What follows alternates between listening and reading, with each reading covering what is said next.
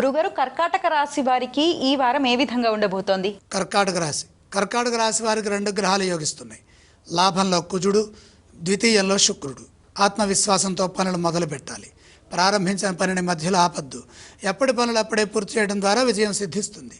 కృషికి తగిన ప్రతిఫలం వెంటనే లభిస్తుంది. ముఖ్యమైన పనుల్లో విసుగు చెందకుండా ఓర్పుతో, సహనంతో ముందుకు సాగండి. ధనయోగం అనుకూలంగా ఉన్నది. ఆర్థిక ఫలితాలు బాగుంటాయి. ధనాన్ని పొదుపుగా ఖర్చు చేయాలి. సద్భావనతో పనిచేయడం ద్వారా ఉద్యోగంలో ఎదురయ్యే ఆటంకాల నుండి బయటపడవచ్చు. ఒత్తిడి లేకుండా ఉండటం కోసమై ప్రణాళికలను సిద్ధం చేయండి. మౌనం చాలా వరకు శక్తినిస్తుంది. దగ్గర వారితో విభేదాలు రాకుండా శాంతంగా ముందుకు సాగాలి. చంచలత్వం లేకుండా పనులు పూర్తి చేయండి. ఇదే విధంగా వ్యాపారంలో కూడా ఏకాగ్రతతో పనిచేస్తే ఏ సమస్య ఎదురురాదు. ఒత్తిడికి గురి చేసేవారు ఉంటారు. శాంతంగా ఉండాలి. అపార్థాలకు అవకాశం కల్పించకండి. దగ్గర వారి సూచనలతో గందరగోళ స్థితి నుండి బయటపడతారు. నిరంతర సాధన విజయాన్ని ఇస్తుందని గమనించండి. వారం మధ్యలో మేలు జరుగుతుంది. గురుగారు, కర్కాటక రాశి వారు ఏ స్తోత్రాన్ని పఠించాలి?